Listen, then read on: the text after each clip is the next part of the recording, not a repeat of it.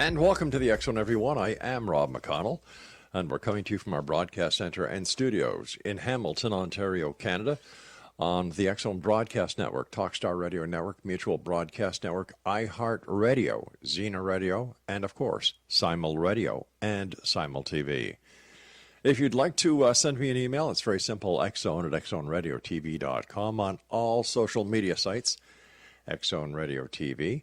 And to find out about the programming we have available for you 24/7, 365 on the X Zone Broadcast Network, visit www.xzbn.net. My guest to this hour, X Zone Nation, is Larry Holcombe. And a little bit about Larry. His introduction to the world of ufology came in the late 1950s after reading Major Donald Keyhoe's Flying Saucers Are Real and Flying Saucers from Outer Space that were found in his high school library. These books started a 50-plus year study and avocation into mainstream research of the most important story in history of mankind. Joining me now is Larry Holcombe. And Larry, welcome to the X Zone. Well, delighted to be here, Rob. I hope you can hear me all right. It sounds like you're right next door to me in the next studio, my friend. Wonderful. Larry, tell me more about your interest in UFOs. Well, as you stated, my interest started in 1960 after reading a couple of Donald Keyhoe's books, Flying Saucers from Outer Space and Flying Saucers Are Real, I believe. I've got those titles correct. And his passion for the subject just drew me into it. There were other books written by people in that same time frame. George Adamski is one that I consider to be a kook.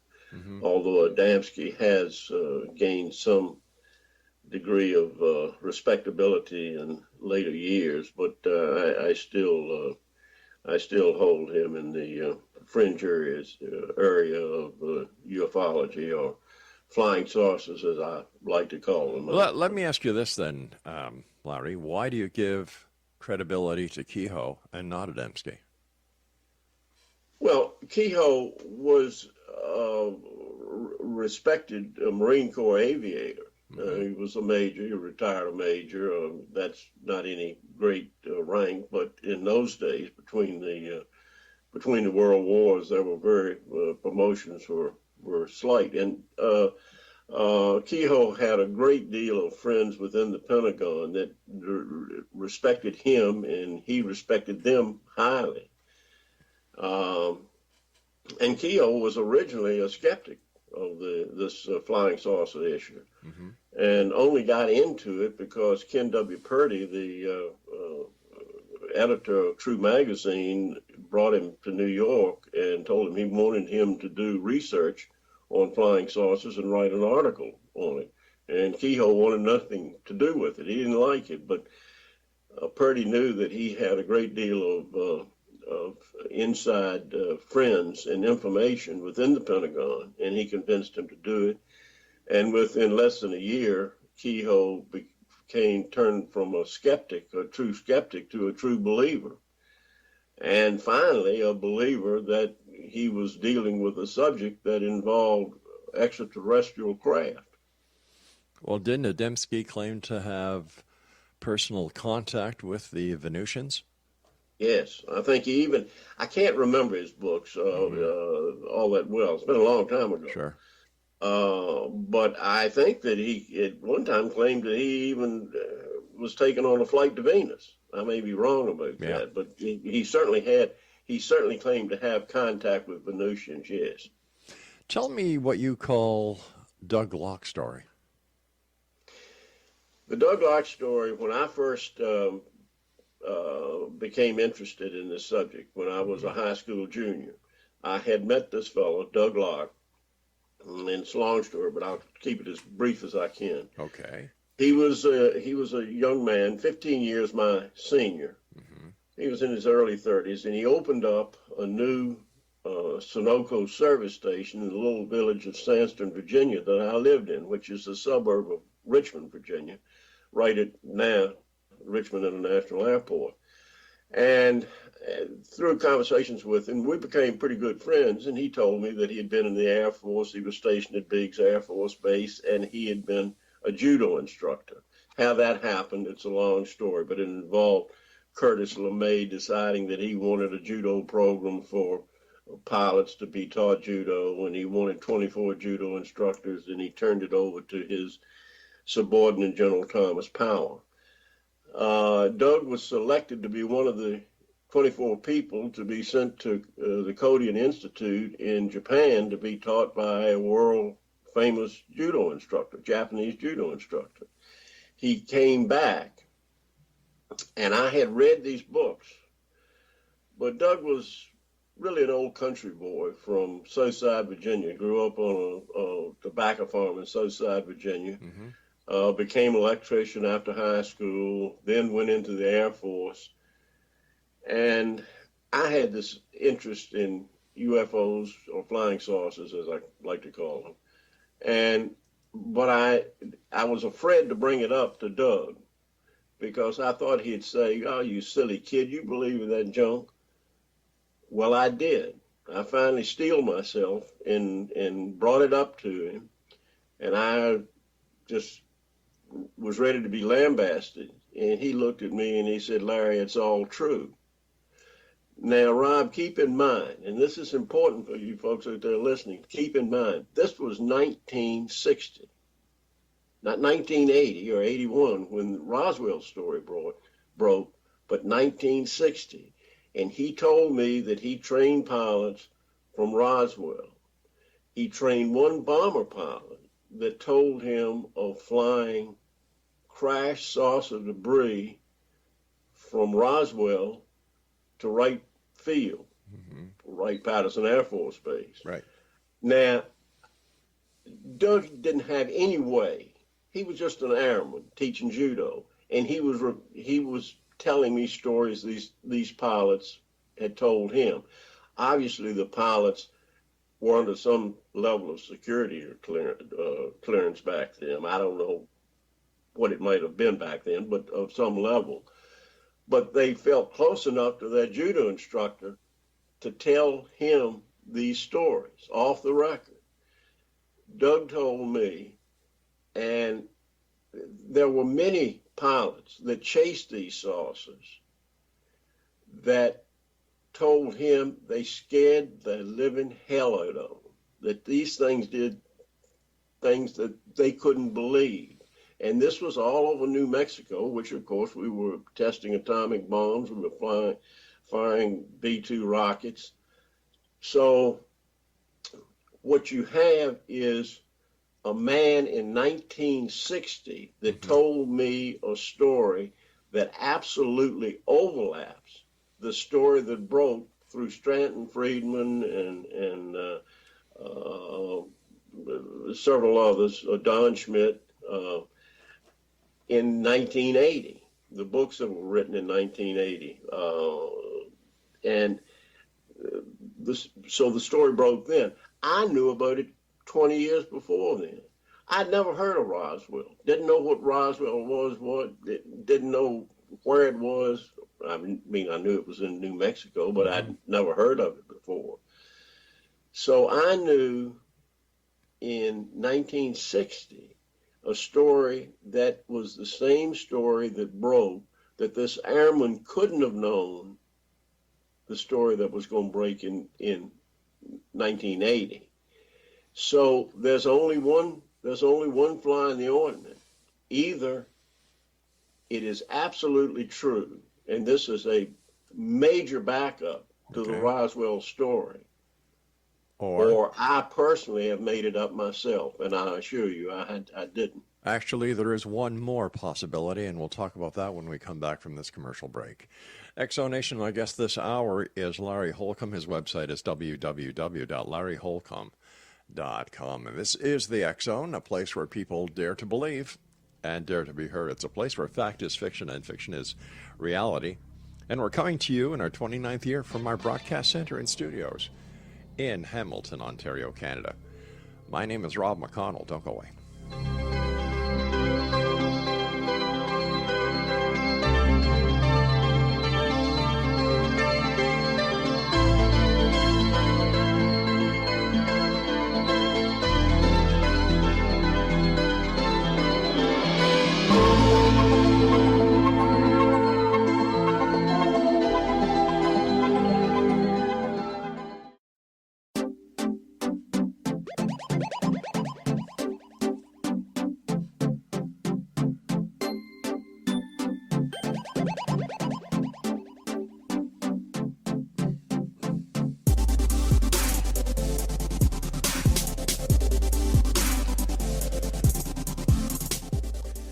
Larry Holcombe is my guest of this hour, X Zone Nation, www.larryholcombe.com. And you know, Larry, there was, in my opinion, one more explanation. Here you've got a bunch of aircraft pilots who may have witnessed something they didn't know what they had witnessed or been part of, going back to 1947.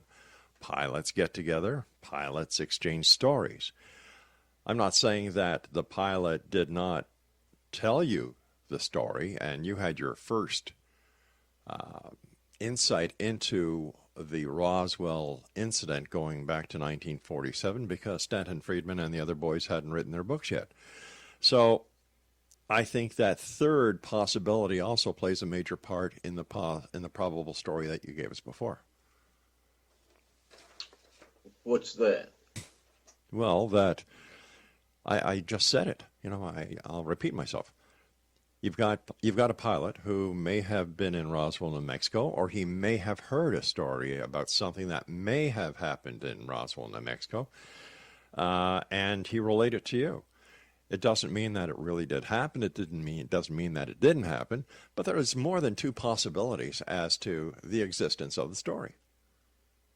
Well, you've got pilots from Roswell, a number of pilots from Roswell. I've often wondered if the bomber pilot that told him about flying crash debris to right field was Pappy Henderson. But he had fighter pilots that chased these things.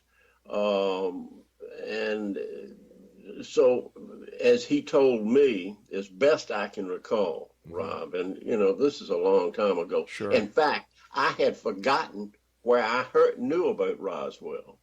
I went back and reread the Keyhoe's books to see if he talked about Roswell. Nobody talked about Roswell back then. It wasn't heard of. Nobody knew anything about Roswell until the story broke in 1980. But here this man is telling me that he had a number of pilots that told him not about one instance, but about a number of instances, and primarily pilots that flew out of Roswell. That was their home base. And other bases close by, including Biggs Air Force Base there in El Paso, Fort Bliss, that told him the same story, and they apparently were not related. So I think that it's I think it's a pretty solid piece of circumstantial evidence. But once again, it's circumstantial because there is no evidence to support any claim whatsoever that a UFO really did crash in Roswell. Something happened. We'll all agree to that. But whether or not it was, you know, these little three aliens and a crashed UFO on the Brazil farm, that has still yet to be, you know, well, confirmed. I certainly I agree with you. Yeah. But I've studied it long enough and spent enough time with it that I believe that the mountain of circumstantial evidence indicates to me that that's the story.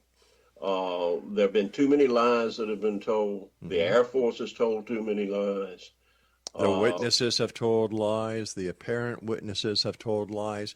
You know, not everything that goes wrong in the world is the government's fault. I think the people have to bear some of the burden themselves. Yes, but when you have close to 200 witnesses now, I think that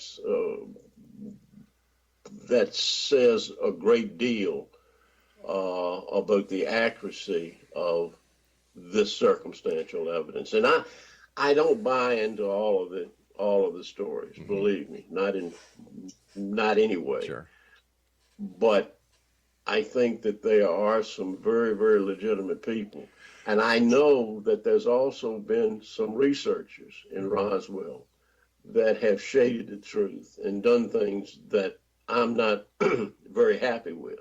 Well, it just isn't the I'm not going to mention names. It certainly wasn't Stanton Friedman. I've known Stan for a long time, and he's the straightest arrow. Wow. You know. Yeah. Okay, but when it comes to the Roswell case, everybody gleams over the part that Jesse Marcel is the biggest case against Roswell. His credibility as a base intelligence officer went out the window, and anything that has to do with the Roswell case from the time Jesse Marcel picked up the stuff at Mark Brazel's house, and on the way back to the base, what does he do? Oh, he decides to go home and let his wife and son play with evidence. I was a police officer for a number of years, and one thing I would never do is bring evidence home to let my kids play with it. Because as soon as you do that, the chain of evidence custody is shot. That case is dead. And yet, nobody talks about how Jesse Marcel screwed up. Well, that's an interesting point. But then, why did Colonel Blanchard, the base commander, let Walter Hart, the public information officer, issue a statement to the press? Maybe and it was the media that they had a flying disc. Well, maybe the information came from the intelligence officer who screwed up. Listen, once again, Blanchard saw the evidence. He held it in his hand. But he didn't know what he was holding. But if he was holding something that was highly unusual, something he had never seen before. Well, that doesn't mean that just because Blanchard didn't know what it was, that it was from out of this world. But it's strange that he would say that it was. Hey. Oh, well, excuse me. He didn't say that it was. He said they'd recovered a flying disc. Right. Now, we also know for a fact that after World War II, a number of German scientists were brought over to the United States. And we also know for a fact that the Germans were working on aircraft that looked like flying saucers. Is it possible that in the testing area of New Mexico that this research was being continued? You touch on a point that's really something that gets under my skin as far as how advanced the Germans were and what the Germans were doing. There's no question that they were experimenting with some highly advanced technology, aircraft and material. Okay. But so were we. We developed the atomic bomb. But we didn't develop the rockets that took man to the moon. If it wasn't for von Braun, the Americans would not have beat the Russians to the moon. In fact, the Russians beat the Americans to the moon. They just put the first man on the moon, the Americans. Certainly von Braun needs a great deal of accolade. Well, what about Einstein? What he did. What about Einstein? We also had our own good scientists. Einstein wasn't. As a matter of fact. Wait a second. Hold on here. Albert Einstein wasn't a born American. And yet he was the one who came up with the formula for fusion. Well, I can't argue with you on that, but I think that we had some awfully fine scientists ourselves. Okay, so the British did. The British had a better jet engine than the Germans did. The Germans just put it into operation, and the British, I won't say too dumb, but they had the Whittle jet engine was a far better engine than the Germans had developed. There's an old saying that the man who invented the paperclip made a little bit of money. The man who decided to put those little ridges in the paperclip made millions. That's interesting. Mm-hmm. I'm not saying, listen, I don't want to bring politics into this. I'm just saying that the people in Roswell were not totally in the know of what the other divisions of the United States Air Force, Army, Marines, and Navy were up to. We know that everything is compartmentalized when it comes to government projects. Right. So I believe that whatever did happen in Roswell, something did happen there. I won't deny that. But when it comes to the theory that it was a flying saucer from another planet with 3 little aliens, I have a problem with that because there is no evidence. There's circumstantial evidence, But all that circumstantial evidence went out the window the second that Jesse Marcel deviated from driving from the Brazil farm to the base. Because as soon as he went to his house, took the evidence from his vehicle, of an official U.S. vehicle, into the house and let his son and wife touch it or even see it, that case is over. Jesse Marcel killed the Roswell case. Well, I will acknowledge that you certainly have your own opinion, but I think that these were different times. I think that these were, and what may have been done in 1947 certainly would not be done now. But I think that they were different times, and personally, I could see the man doing that. Well, the man should not have been an Army intelligence officer if he was going to do that. They had the wrong man at the wrong place at the wrong time. We'll be back at the other side of this commercial break with the news as we continue here in the X Zone from our broadcast center and studios in Hamilton, Ontario, Canada. My name is Rob McConnell. Don't go away.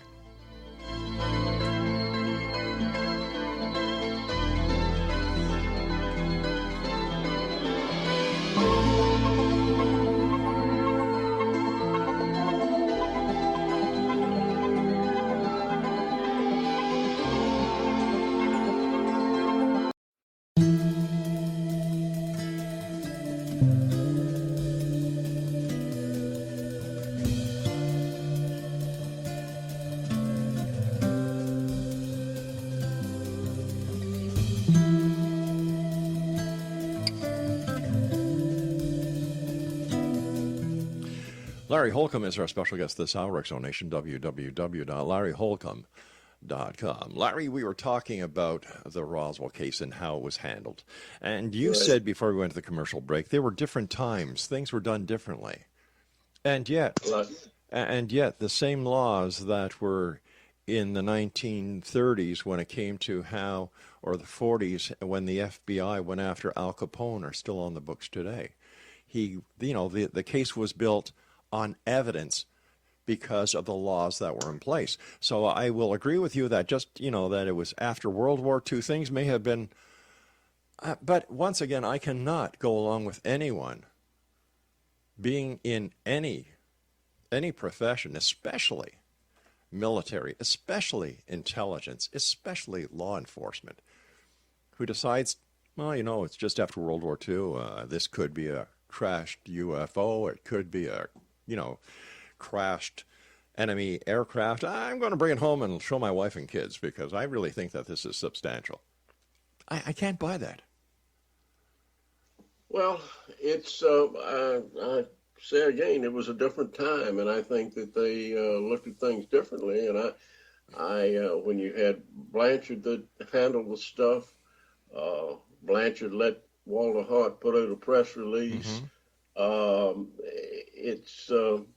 And keep in mind, and I shouldn't say keep in mind, I'm sure you know this, the 509th group, bomb group, had the pick of the litter. Sure. This was the best of the best. Right. And so how could Marcel be the chief intelligence officer? He wasn't part of the he wasn't part of the 509th bomb squadron.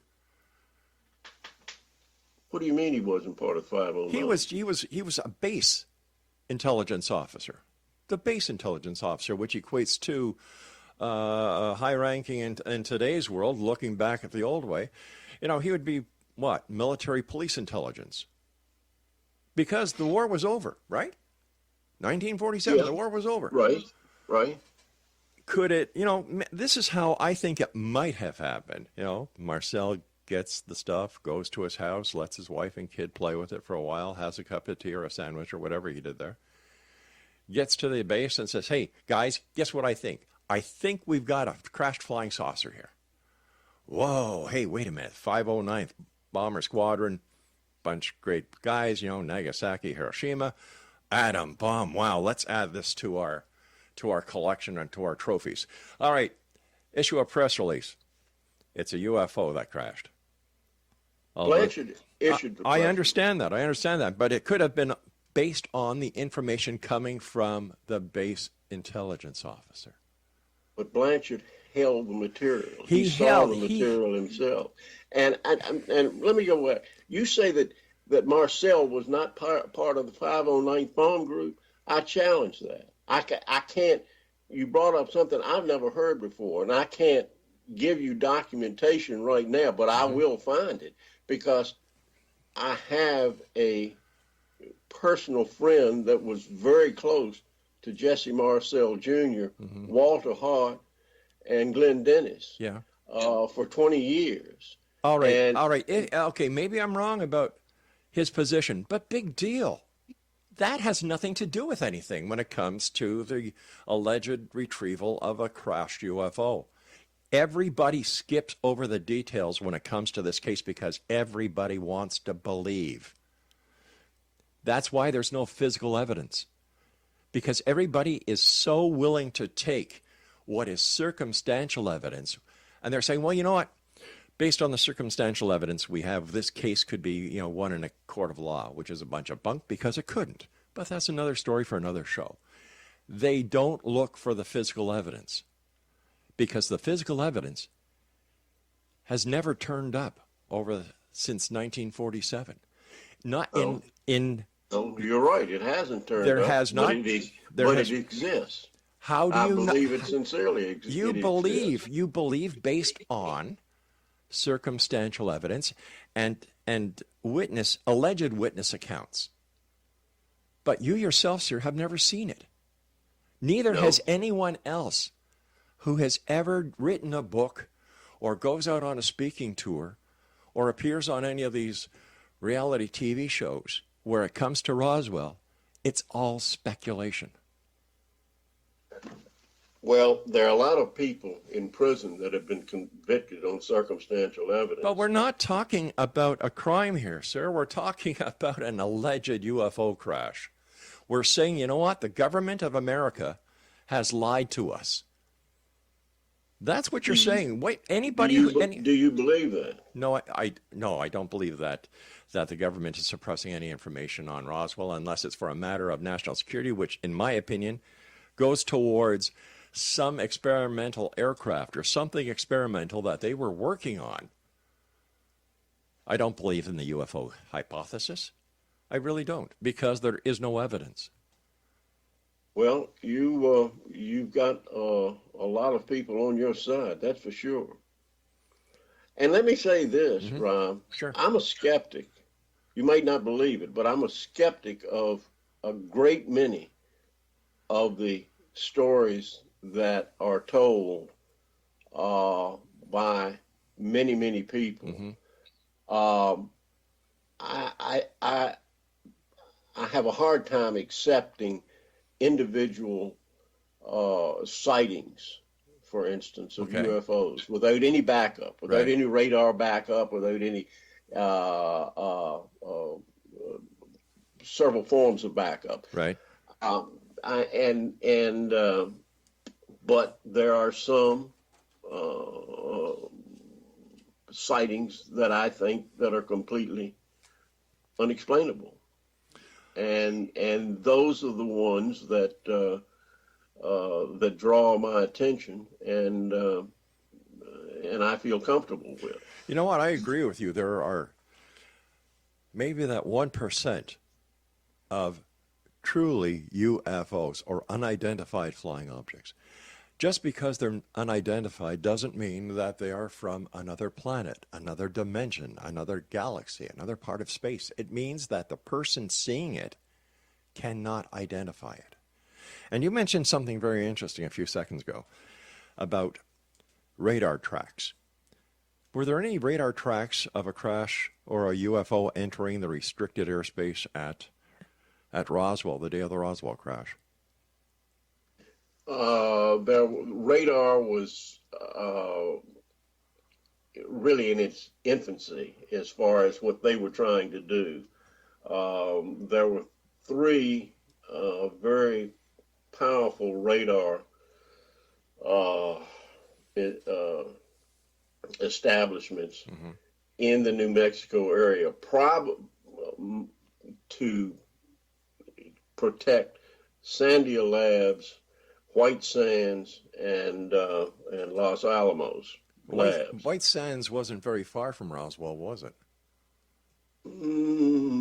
Probably a couple of 100 miles. Okay, but what about the civilian radar tracking systems throughout the rest of the state's air traffic control zones? Was there any radar tracking that correlated with not in 1947. Do you mean commercial aircraft radar wasn't used? You, to my knowledge, and I stand corrected on this, but radar was so new, such a military instrument, right? That there was no civilian radar tracking of airliners per se at that time. Let me ask you this, Larry. Here you've got the Roswell Air Force Base with the 509th Squadron, the nuclear squadron. Would it not make sense that after the attack on Pearl Harbor that the United States government would have done everything in their power to secure the Roswell site? Well, wouldn't one of the first things... Wait a second. Would they have not put a radar installation there? They used it in Hawaii. Why wouldn't they put it in Roswell? Those radars were very infantile. They were very unsophisticated. We were developing very high, sophisticated new radar systems. Okay. One was at Moriarty. One was at Continental Divide, and one was near Roswell, which created a triangle around White Sands, Sandia, and Los Alamos. These installations were self-contained installations that had their own barracks, their own mess hall, and a very powerful generating station that was generating a tremendous amount of power for these radar installations. And this was before DuLine. Okay. Once again, why wouldn't these radar units not have picked up anything that was over the Roswell airspace then if these radar systems were so powerful? Oh, I think they did.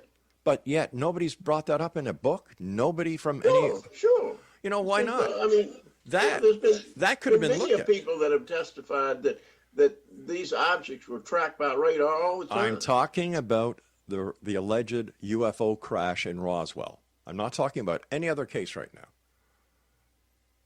Because up until... it seems that Roswell is the mecca of ufology. And it's, like I still can't understand why they have Roswell days, why they turn it into a circus, but I understand the town and the city makes a lot of money. Listen, you and I've got to take our final break. Please stand by. X-Zone Nation will return on the other side as we wrap up this hour here in the X-Zone with Larry Holcombe. Don't go away.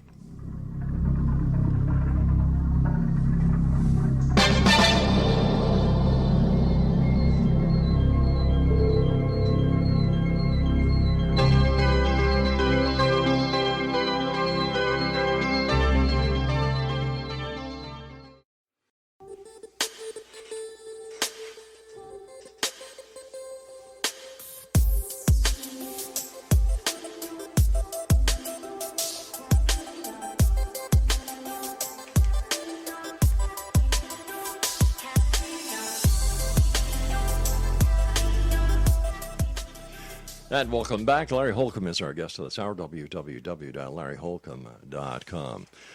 All right, let's get away from Roswell because, I'm sure you're tired about talking about it. I know I am. That's fine with me. All right. Do you yourself believe in ET visitation? And if so, why? Yeah, I think there's enough evidence to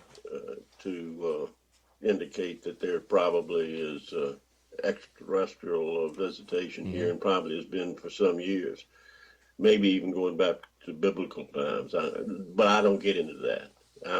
I'm strictly from the 1940s forward, and my main thrust is what I call flying saucers. I don't like the term UFOs, never have. It's too all-encompassing. And so I guess you would say that my research is in nuts and bolts flying saucers. I'm not even that interested in extraterrestrial beings, but I'm a nuts and bolts flying saucer guy. And what kind of nuts and bolt flying saucers do you write about? Well, have you read my book? Nope. Oh, okay. Well, starting with the reported crash of a saucer in Cape Girardeau, Missouri. Yeah, that's going back to what, 1941? 1941. The air raid over Los Angeles in 1942. The great Washington merry-go-round in July of 1952.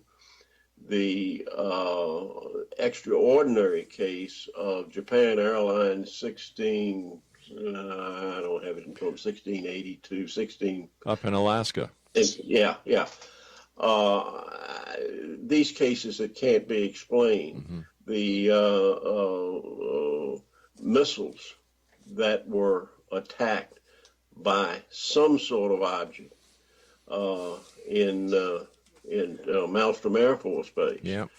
That has been discussed at length by a friend of mine, Bob Salas, who was launch control officer there. You don't become a launch control officer of a nuclear missile installation if you're a fool. But let me ask you this: as a member of the United States Air Force, aren't these people sworn to secrecy about events that happen? Yes, they are. Then why did he break his oath of secrecy?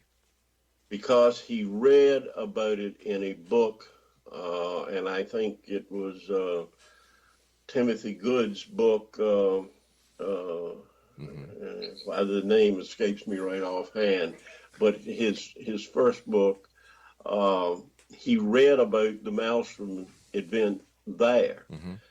He had, I believe, an attorney contact the Air Force, not mentioning UFOs, but saying that they had an event at Maelstrom that he had been sworn to secrecy. Was it still a classified matter? He got a letter back, or the attorney or whoever it was, got a letter back from the Air Force, from the government, saying, yes, it is still classified, but we will now declassify it because of all of the years that have passed, which the letter from the Air Force relieved Salas of his obligation, and he could talk about it. Does that seem strange to you? No. Something, let me see if I understand these right. Something strange, weird, bizarre shuts down a nuclear missile base, and the government says, oh, it's all right to talk about it. We can release the information because it happened so long ago. That makes sense to you? Well, that's what happened. And things are declassified all the time. Again, he never mentioned flying saucers. He just mentioned that the missiles were shut down at Maelstrom, and he got official confirmation from the government. He had signed a non-disclosure agreement. Right. Bob told me for years, until he read about this and got this letter, he never even told his wife about it. He never mentioned it. But once he was cleared to discuss it, he discussed it, and he's gone public with it. Oh, I know. I've had him on the show. Oh, really? Yeah. Did you not believe him? I believe something happened, but I don't believe it had anything to do with UFOs. Oh, okay. Well, yeah, I guess that there are folks like yourself that really want hard evidence. And don't you think that the public deserves hard evidence?